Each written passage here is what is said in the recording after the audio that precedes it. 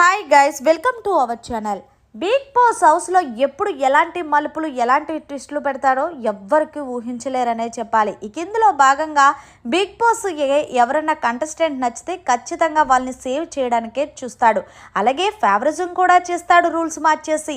ఇక అసలు విషయానికి వస్తే ప్రస్తుతం సోనియా కోసం మరొక రూల్ పెట్టారట బిగ్ బాస్. ఇంతకీ ఆ రూల్ ఏంటనుకుంటున్నారా? ప్రస్తుతం 4వ వారం నామినేషన్స్లో 6 మంది వచ్చారు. 6 మందిలో లీస్ట్లో ఓటింగ్ అనేది సోనియాకి జరిగింది. కానీ బిగ్ బాస్ సోనియా వెళ్ళిపోతే ఎలా అని భావించాడో ఏమో.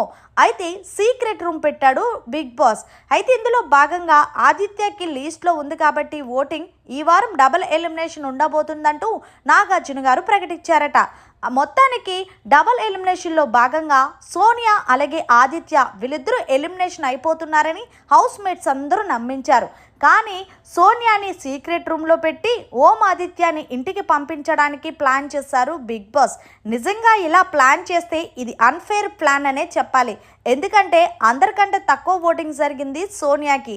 మరి సోనియాని పంపించకుండా సీక్రెట్ రూమ్లో పెట్టడం వెనకాల ఏదో పెద్ద కథ ఉంది. ఒక విధంగా చెప్పాలంటే సోనియాని సీక్రెట్ రూమ్లో పెడితే హౌస్లోని చాలా గొడవలు జరుగుతాయి. అంతేకాదు ఎవరి మాస్కులు ఏంటనేది కూడా బయటపడుతుంది. ఆ తర్వాత నిఖిల్ ఆట కూడా ఎలా ఉండేదనేది కూడా బయటపడుతుంది. మరి ఏదేమైనా సరే బిగ్ బాస్ తీసుకునే నిర్ణయం కరెక్ట్ అని మీరు భావిస్తున్నారా? సోనియాని ఎలిమినేషన్ చేయకుండా సీక్రెట్ రూమ్లో పెట్టడం ఎంతవరకు కరెక్టు? మరి మొత్తానికి దీని మీద మీ అభిప్రాయం కూడా కొంచెం తెలియచేయండి. మరిన్ని లేటెస్ట్ లైవ్ అప్డేట్స్ కోసం చూస్తూనే ఉండండి మన ఛానల్.